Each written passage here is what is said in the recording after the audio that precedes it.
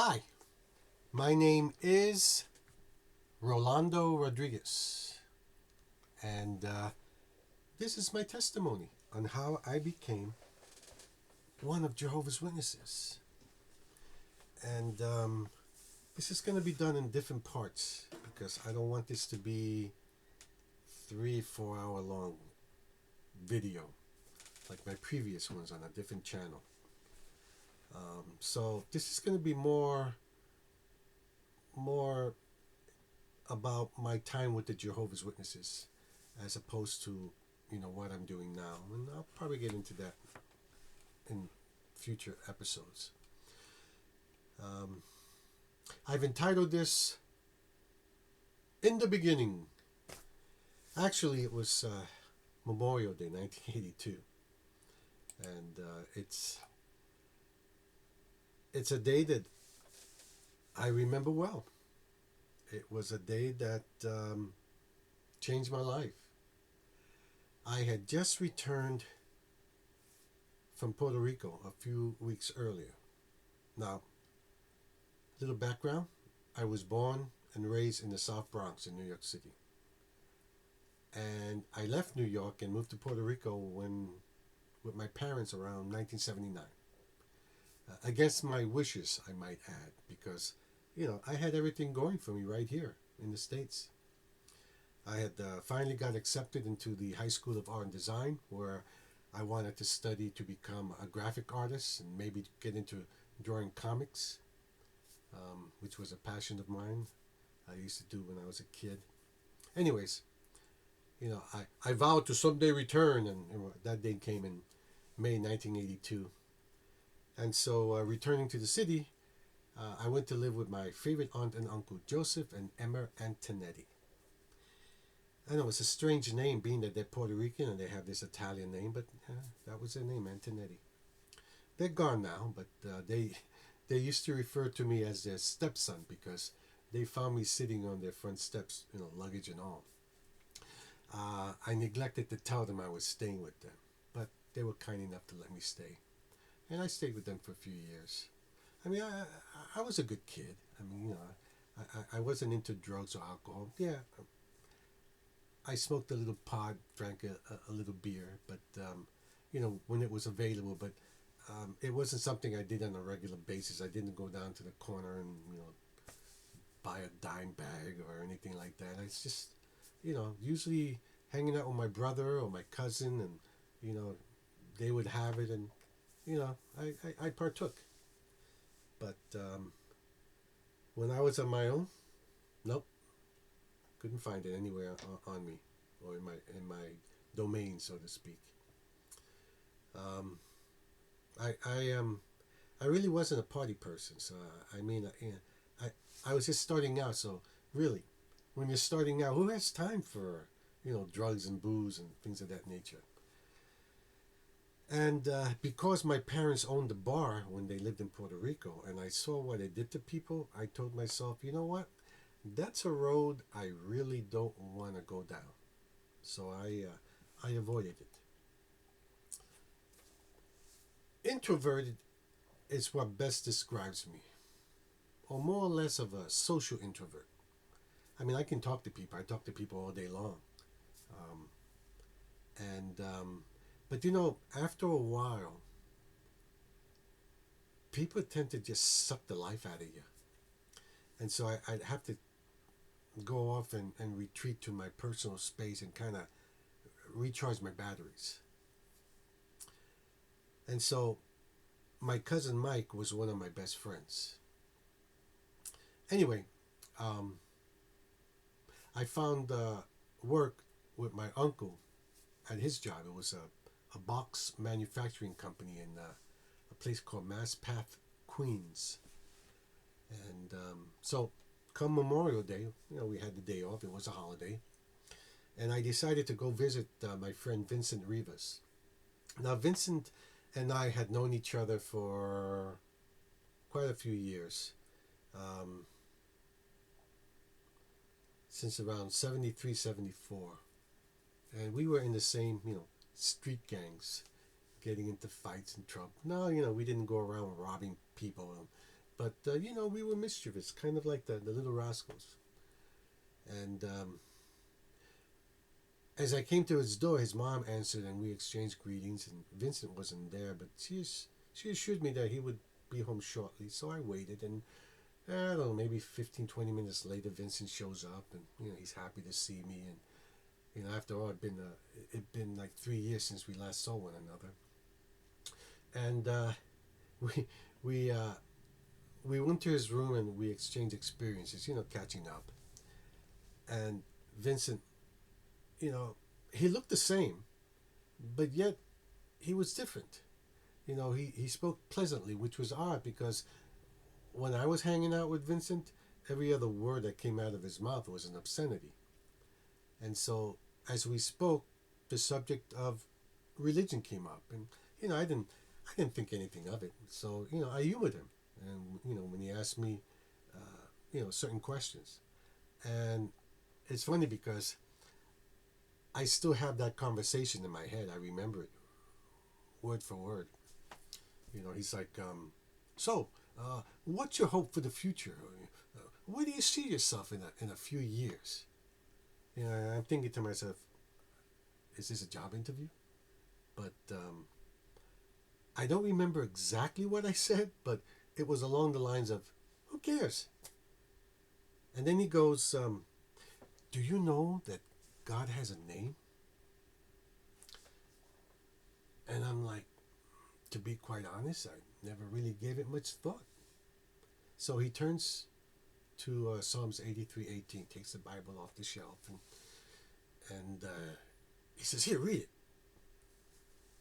And, we're all familiar with Psalms 83:18, that people may know that you, whose name is Jehovah, you alone are the most high over all the earth. Like the dramatization? Okay. So I'm thinking to myself, Jehovah. Sure. Why not? Why shouldn't God have a name? And he's like, I bet you didn't know that name was in the Bible, huh?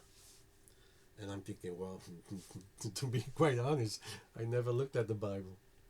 And Vincent showed me a book called You Can Live Forever on Paradise Earth. It kind of caught my attention. It was colorful, big, and, big lettering and stuff. I'm looking at the table of contents, and I'm like, And I said, can I read it? And he says, you can have it. I said, no, I just want to read it. I'll bring it back, He says, no, I'll get another one. And I'm like, okay. And so I took it home. He also gave me an Awake magazine. I can still see the cover. And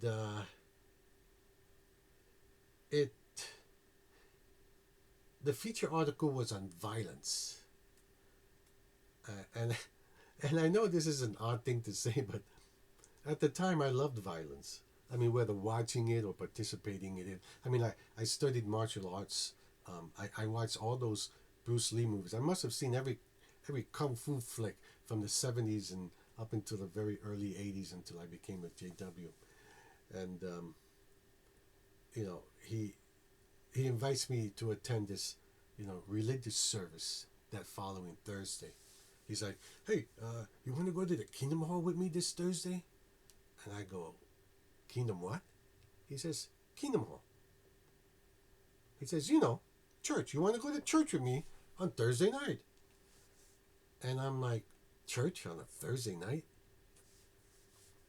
And he's like, well, it's not really a church. I really can't explain it yet. You have to be there. It's different. That's all I can say. Trying to make sense of it all. And I'm like, yeah, sure, why not? It's not like I had anything better to do.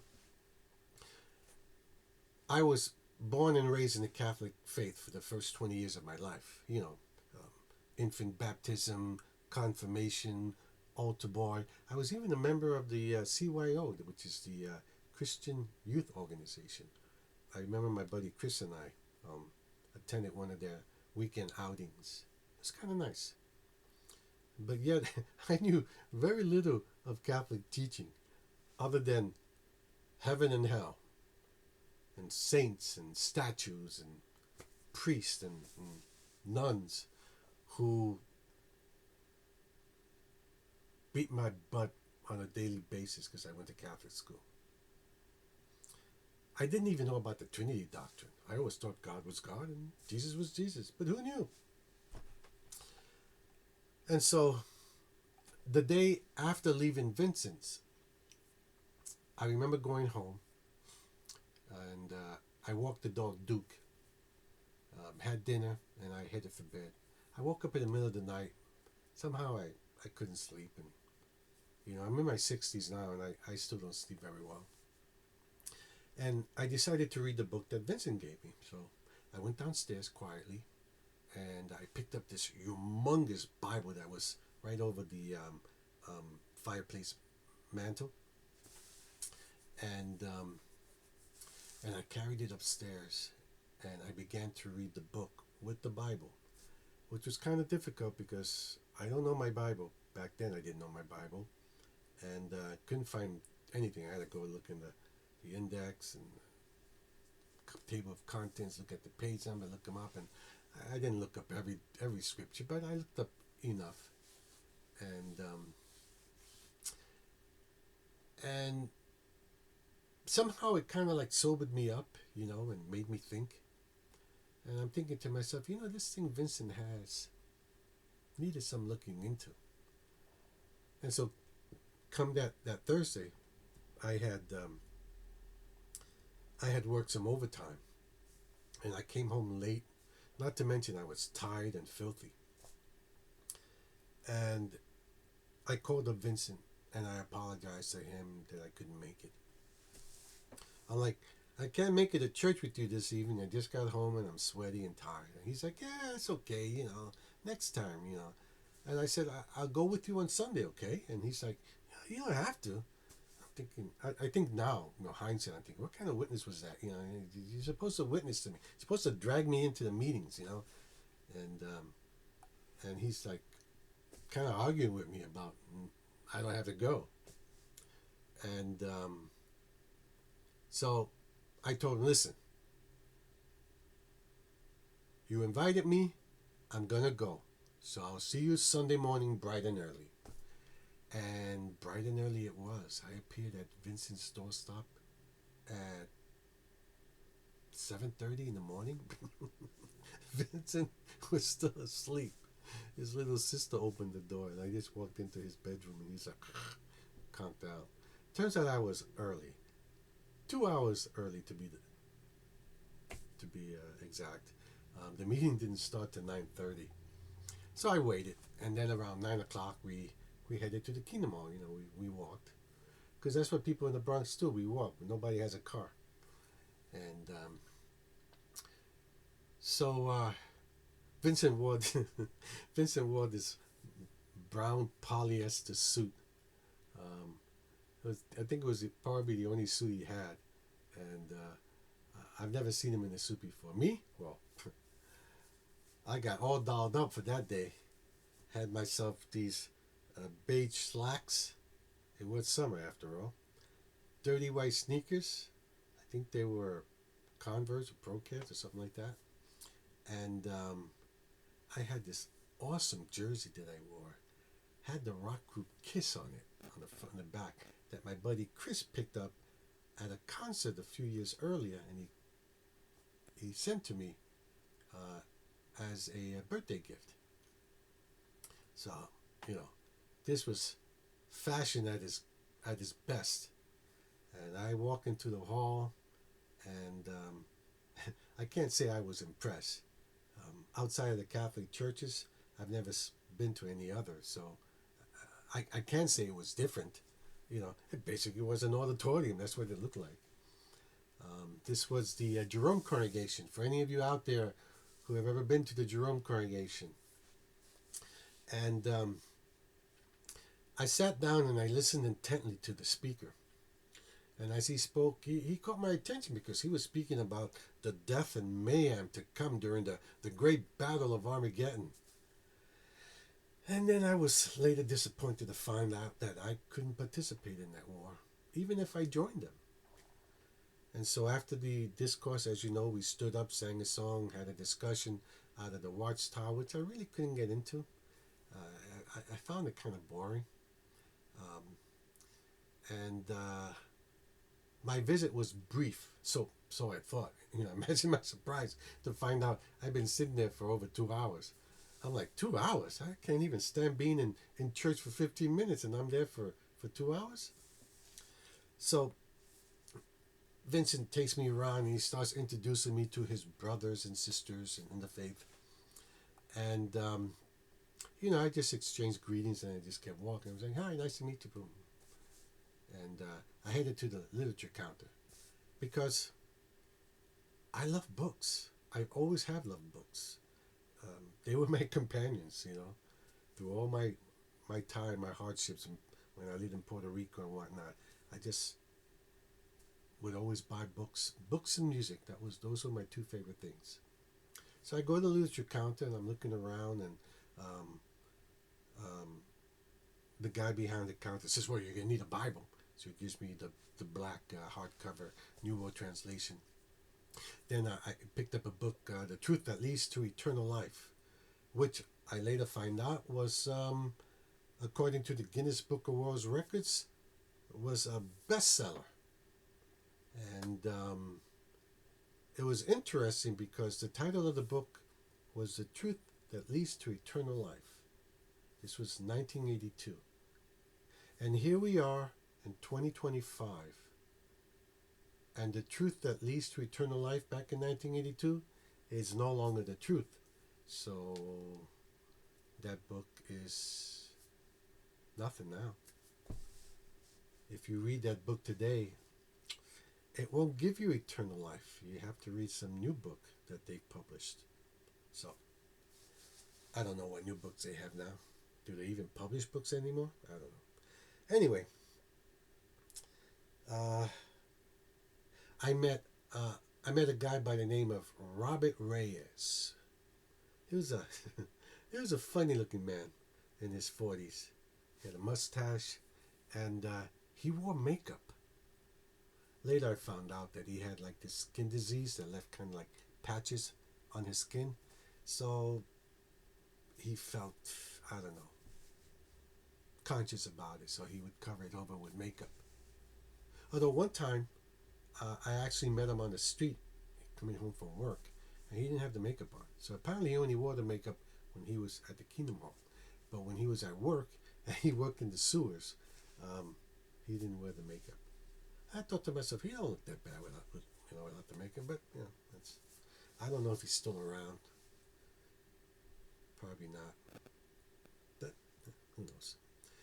Anyway, we had this nice discussion and we exchanged numbers. He wanted to study with me, and I told him, sure, why not?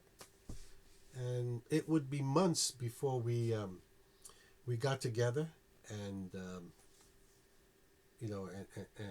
and had our study. And I remember coming home one day, and my aunt was in the kitchen, and she says, "A man named Brother Reyes called and said he was supposed to study the Bible with you here." And I found it odd that she's talking to Bob, and she asked Bob, "Who is this?" And he goes, "Brother Reyes." like she don't know Brother Reyes from anybody else, But that's how it was. And it's interesting because she stressed the word "here," and as if to say it would be a cold day in hell before one of Jehovah's Witnesses stepped foot in her house. So I knew then that a Bible study in that home wasn't going to happen, and so eventually I had to inform Bob. And so for a month or so I spent my days working in Queens and my evenings reading Watchtower literature.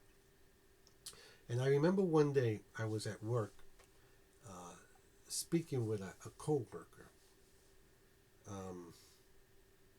Don't remember his name. It might have been Tony. Tony admitted to me that his sister was one of Jehovah's Witnesses. But so I'm talking to Tony and about the things I was learning, because he noticed me at the diner during lunchtime, I had the book I was reading it, and he recognized it right away because, as you know, Jehovah's Witness books, they're distinct. They're all the same size. They're very colorful. 192 pages. Blah blah blah. And and he looks at me. He says, Rolando, if you keep talking like that, you're gonna be one of them Jehovah people. And I just laughed. Little did I know, right? And so one day, I sat on the steps of an abandoned building next to my aunt and uncle's house. This was the Bronx, and that's usually what we have over there, abandoned buildings. And I sat down and I started to kind of reevaluate my life, my situation. Everything I started, I never finished. Whether it was a short stint in the Marine Corps right after high school, enrolling in college where I did nothing but sit in the library reading the newspaper, then I dropped out. My life was going nowhere. And I wanted some purpose in my life. I wanted to, everyone's dream,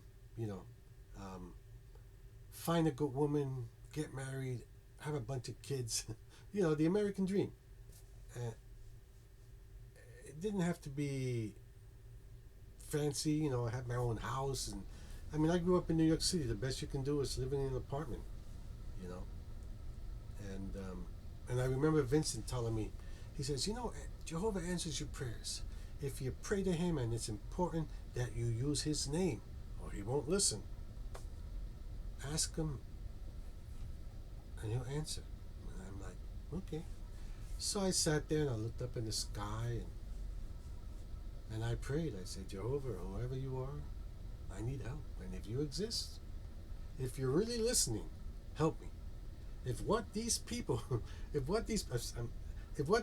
have is the truth, then lead the way and I'll make the necessary changes. And I made the necessary changes in my life. I shaved my beard, which now I don't have to because you can have a beard, right? I cut my long hair, and I eventually purchased this gray pinstripe polyester suit. I even cut ties with my non-witness friends and family. My cousin Mike, who was in the Air Force at the time, and he was stationed somewhere, I think Long Island, Staten Island, one of those places. And he would come down on the weekends to hang out with me. And but he felt I wasn't fun anymore. And he stopped coming. And I haven't seen or spoken to him in over 40 years. Now my buddy Chris, who I've known since the 7th grade, he never abandoned me. And we've been friends for over 50 years. And I love him to death. I remember that Sunday, I went to the Kingdom Hall, and not even Vincent recognized me. I sat up in the front row. That was my thing. I come to the meetings, I sit right in the front row. And I sat up in the front, and at the end of the meeting, I approached Brother Reyes, and I told him, I'm ready to study. And he looked at me, he says, you want me to study with you? And I go, sure, that was our arrangement. Do you remember? And he looked at me, and he hadn't seen me in over 2 months. The last time he saw me, I was dressed like a character out of a Mad Max movie. And he was kind of shocked. He says, normally people make changes, while they progress in their studies, not before. And I told him, I guess I'm a little early, So for 6 months, we studied from the book You Can Live Forever on Paradise Earth. And we used to study at the Kingdom Hall. We met. I think we were the second congregation, and there was an earlier congregation. So we would meet in the basement of the Kingdom Hall, and we would have our studies. And then eventually something happened, and we started studying at his home, his apartment that he shared with his wife and two kids. He actually had three kids. Gloria and Andrea. I don't remember what his other daughter's name was. She was about 15 years old, and I later found out that she died because of refusal to take a blood transfusion. And I remember talking to him a few times, and he would mention her and get all teary-eyed and stuff. But sad.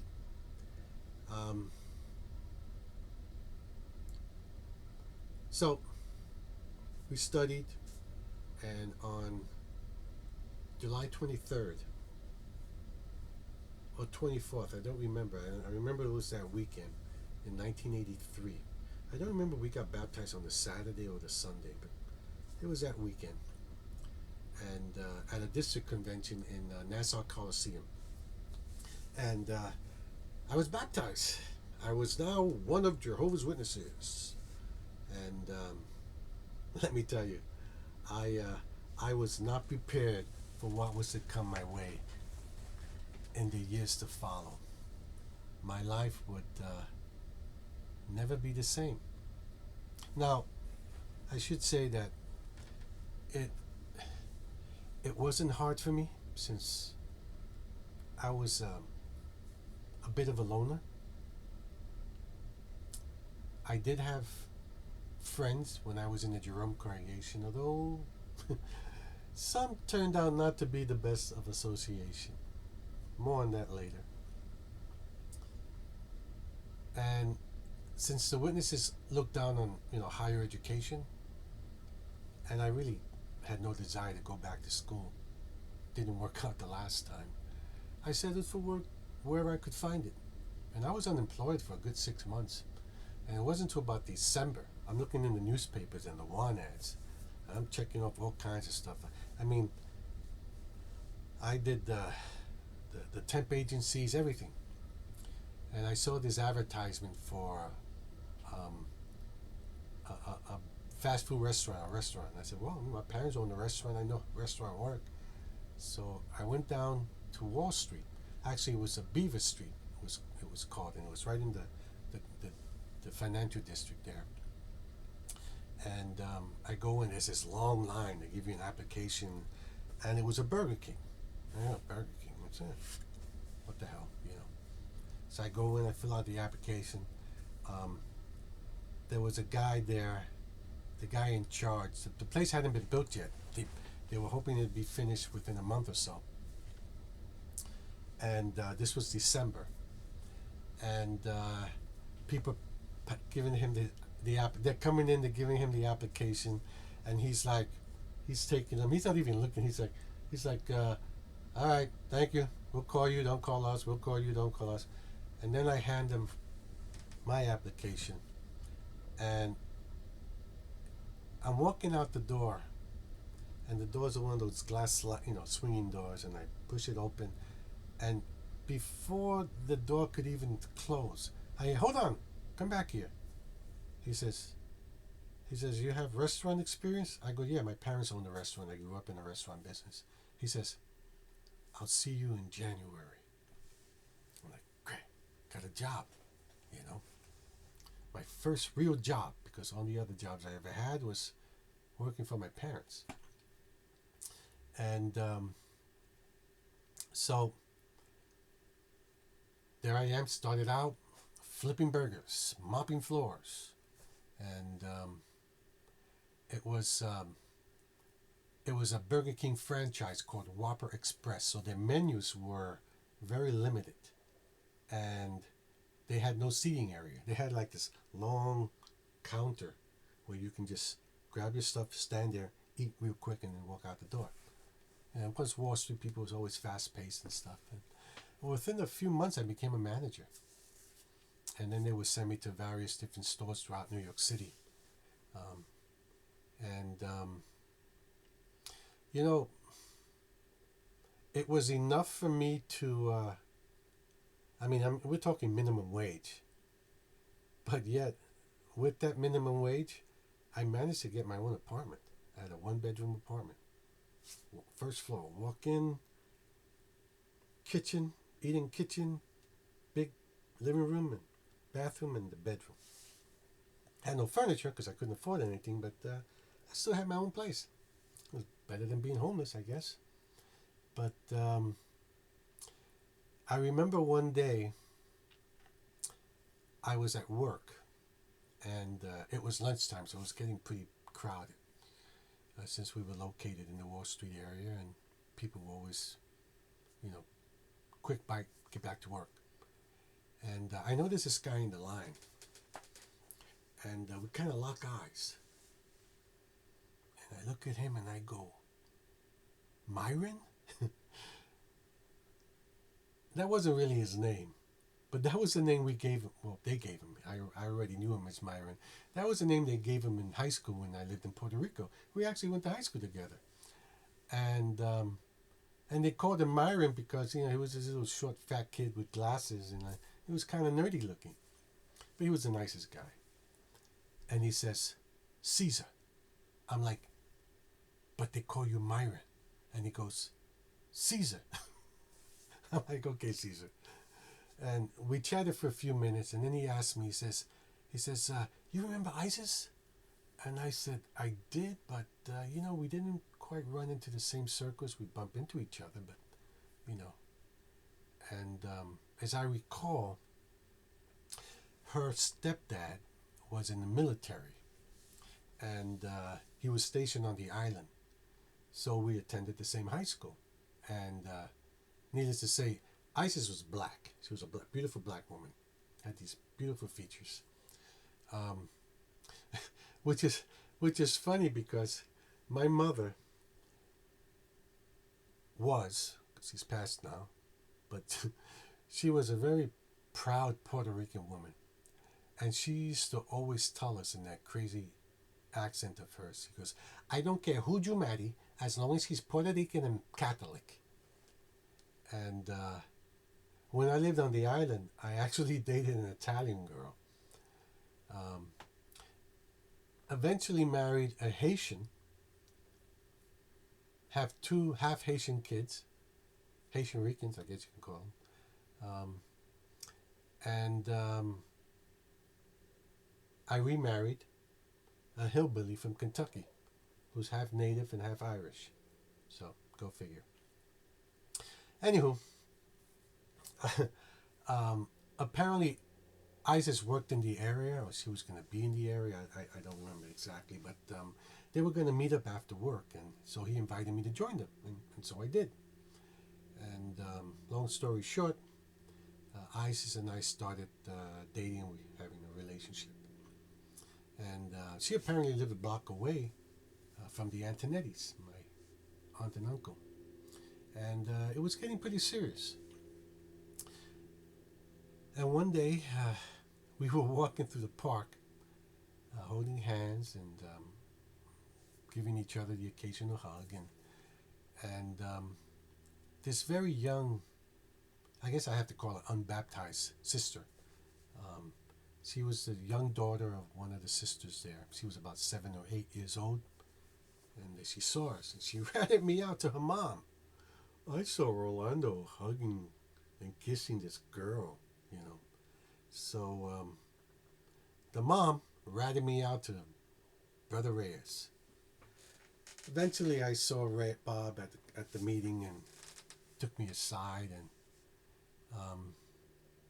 he basically said, you gotta dump her because, well, she wasn't one of us, and she's gonna die at Armageddon. And I'm thinking, well, maybe I can convert her. And but I remember telling her it was one of the hardest things to do, watching her cry breaking her heart. And I never saw her again. I remember she said she had a sister who lived in the UK. It was either the UK or it was France or one of those places. And she thought that she would go out there just to forget me. I eventually moved out of the Antonetti's house. I don't remember how long I actually lived in that house. But I got myself the apartment. I lived on the first floor, and the friends would drop by. We had a lot of Beth Lights pioneers in the congregation, and they would always take advantage. Oh, gotta go to the bathroom. Brother Rolando lives right over here. So they would come knock on my door. Come on in. Hang out for a while. Use the bathroom. I think I lived in that apartment for about a year. I remember waking up early one morning. I banging on my door. And it's the superintendent, Willie Nelson. That's right. His name was Willie Nelson. And he was a black guy named Willie Nelson. I always thought that was funny. And he says, man, my name's Willie Nelson. I go, you're kidding. He goes, no, it's Willie Nelson. I'm like, okay. And Ralph Jackson was a pioneer. Eventually became a Bethelite, was an elder. Great brother. Loved him dearly. He was kind of like the what do you call those guys? Janitor, I guess. Mopped the floors and the hallways and stuff like that. And he was the one that told me that there was an apartment. There were about 3 or 4 other witnesses who lived in the building, and they preferred to rent out to witnesses because they knew they wouldn't have any problems, getting their rent on time. But this one morning, banging on my door, I get up, I go out there, and he goes, you okay? I go, why wouldn't I be okay? And he says, there was an explosion. The boiler blew up. I go, I didn't hear anything. So we go into my bedroom. There's this big hole in my bedroom. My bedroom was right over the boiler. And I go, wow, look at that. Okay. He goes, oh, we'll fix it. I come back. I go to work. I come back. And what do I find? They took like these planks of wood and just covered over and hammered them down, right? And it was like that for a couple of months.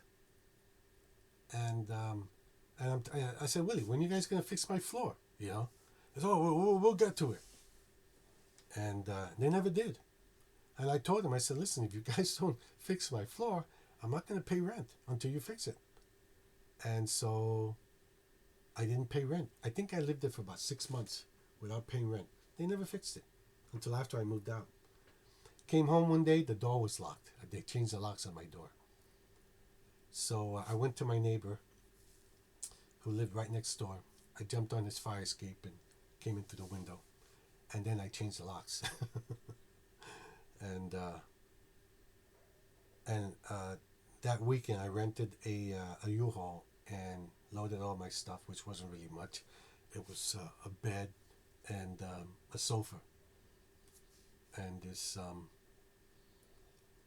old kitchen table, one of those old metal kitchen tables from the 60s, 50s or 60s that my aunt had given me. And I went to live with my brother.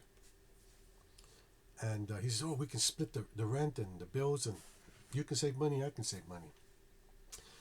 So my brother was a pothead. And all he did was, the first thing he did when he woke up in the morning was light up a joint or a cigarette and drink a beer. Sometimes we run out of milk and he'd pour beer into his cereal. That was him. And I'm thinking, how am I going to save money if you're not paying any rent? You're not paying the bills. I have to pay it all. And he was a bass player in a band. And on Saturdays, he would go off and play, what he called band practice. And my aunt, I had another aunt who lived in a town called Co-op City in the Bronx. And she told me she had an extra bedroom. She would give it to me for like $100 a month. And I'm like, that's fine. I'll take that.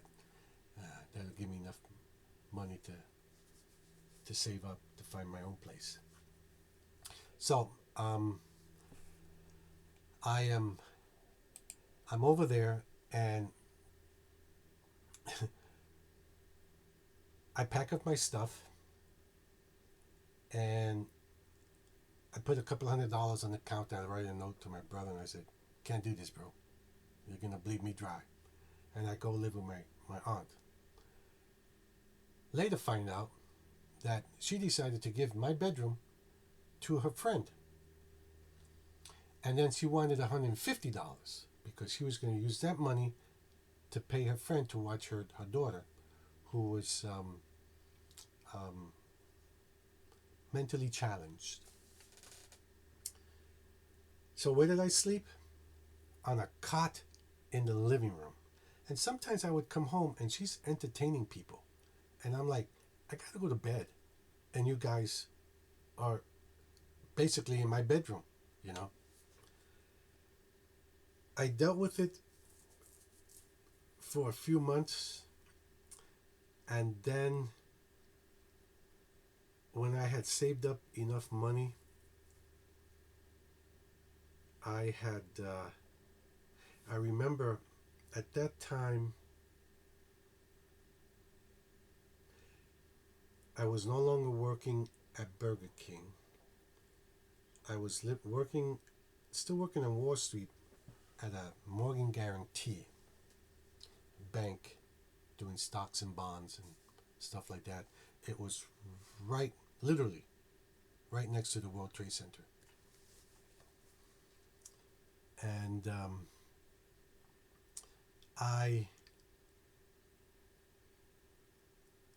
after work, I would go into the PATH train, which was in the Tower 7, the one that went down first, I believe. And I would head home.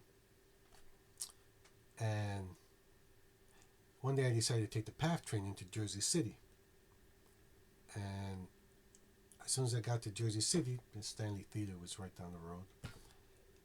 I get out and I walk over to the newsstand. I pick up several newspapers, and then I go back home and I start looking through them, and I'm looking for, apartments. And I need something close by in Jersey City because I didn't have a car, and I needed somewhere where I can walk to the PATH station to get to work. And there was one woman, at that time I was working for an accounting firm, and so the woman there, Barbara, who was my boss, was very nice. She kept giving me raises and stuff. I went from being, minimum wage, and I think when I left there, she kept raising I wasn't even there that long. By the time I left, I was making about $18,200, which was good money back then. 1985, around there. 84, 85. And so I'm there, and I find an apartment, and it was within walking distance to the station, and I took it. And it was a very small station. Very small apartment. As soon as you walk in, you're right in the living room. There's no hallways or anything. Boom, right in the living room. You go to the bedrooms, you put your arms out, you can actually touch the walls. And there was like a little tiny kitchenette type deal. But it was home. The rent was a lot more. So I got more rent, less space than the one I had in the Bronx, but it was fine. It may do. And so I was there. I moved in. I called up the Bethel, and I said, I just moved. This is where I'm at. Can you tell me whose territory I'm in? He tells me, you're in the West Congregation. I said, where are they? He tells me, 582 Bramhall Avenue. I said, okay. gives me the name of the presiding overseer, Spencer Thomas. I walk in on a Thursday after the Thursday during the school service meeting. I didn't stay. I just kind of walked in and I say, "Hi, my name is Rolando Rodriguez, and I just moved here from the Bronx, from New York City, and they told me this is a territory, and I'll be attending this hall." And he said, "Okay," and shook his hand. And I said, he goes, "Will you be staying?" I go, "No, I'll be here Sunday."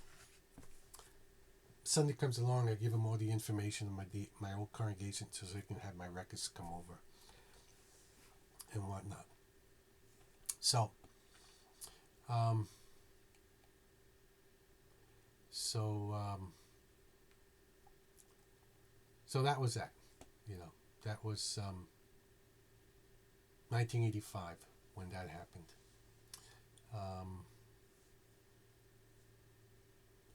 I was in the Jerome congregation for a little less than 2 years. When I moved in with my brother, I wound up at the Upper Bronx congregation, maybe less than a year before I moved again, and then relocated to Jersey City, New Jersey, where I attended the West congregation. And as I said, that was 1985. That was also the year that I became enlightened, or as they say today, PIMO. I was PIMO before PIMO was even a word. I was PIMO before the internet, before cell phones, where you had to do your research the old-fashioned way. Use bookstores, libraries, or if you happen to friend some old timers who had old literature that they didn't want anymore, they gave you this stuff. And I had my share of troubles trying to keep my head above water, but I considered it my lot in life, my trial as a Christian. And while I had some issues while I was in the Bronx, they were more personal issues, trying to get my life in order, changing my lifestyle, and it just didn't seem to want to happen there. I moved around a lot, and I was surviving, but it was a totally different trial when I moved to New Jersey. And 1985 was my pivot point, and everything I had to go through at the West congregation. And I look back at that time with fondness. It's kind of weird. Most people that I've met who think about their time with the Jehovah's Witnesses have so much anger and resentment. But I look back at it and I just kind of laugh. And I go, you know what? It was an experience. But it made me who and what I am today. And if I didn't have to change it, I probably wouldn't. Of course, if I could change it, I'd probably change a few things. But it was fun. And so we're going to end this episode here. It's almost an hour now. I didn't think I was going to talk for an hour. I was hoping it'd be like 30 minutes. But, when you're when you're speaking off the cuff, a lot of times XJWs make these videos, and they usually have a transcript that they're reading off the monitor and stuff, and I'm just going off the top of my head, and so it tends to take a little longer. So in the next episode, we'll talk about 1985. We'll talk about um, my time with the West congregation, um, being enlightened, doing my research, and all kinds of other goodies. So stay tuned. If you like this episode of my testimony, hit the like button, subscribe. If you have any comments, any questions, maybe I know you. Maybe you're familiar with some of the congregations or the people that I mentioned. Put a link, put a comment below and let me know.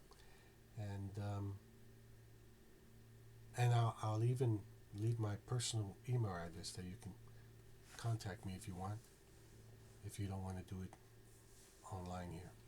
So, I am still a believer, not in the watchtower, but I'm still a believer. And so I'll end by saying, Lord bless, have a blessed day, blessed rest of the week, and until the next episode,